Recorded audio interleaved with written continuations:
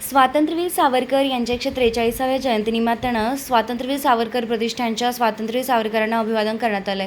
प्रथम छत्रपती शिवाजी महाराज चौकात छत्रपती शिवराय व स्वातंत्र्यवीरांच्या प्रतिमा पूजन करून नंतर सावरकर स्मारकात स्वातंत्र्यवीरांना अभिवादन करण्यात आलं।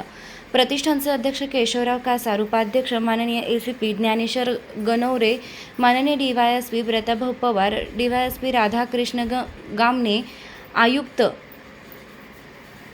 उपायुक्त शामराव शिंदे, एकनाथ रावजू शेटे, वरिष्ठ निरीक्षक मुकुंदराव नाना देशमुख, वनाधिकारी राजन गायकवाड, वरिष्ठ अधिकारी ज्ञानेश्वर करंजकर, सचिव प्रताप गायकवाड, विजय सुराणा, कैलास भोर व प्रतिष्ठानचे सर्व सदस्य व मान्यवर उपस्थित होते। भगुरपुत्र स्वातंत्र्यवीर सावरकर प्रतिष्ठान ही एक नोंदणीकृत संस्था असून नंतर झालेल्या बैठकीत प्रतिष्ठानच्या भविष्यातील उपक्रम व समाजोपयोगी कार्यासंदर्भात चर्चा करण्यात आली।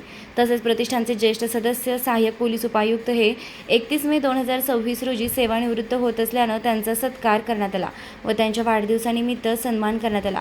निर्भीड पोलीस टाइम्स न्यूजसाठी मुख्य संपादक योगेश घोलप, नाशिक। आपल्या समाजामध्ये आपण जर आज महाराष्ट्राचा आकडा पकडला तर जवळजवळ 14 ते 15 कोटीचा आपला लोकसंख्या आहे महाराष्ट्राची।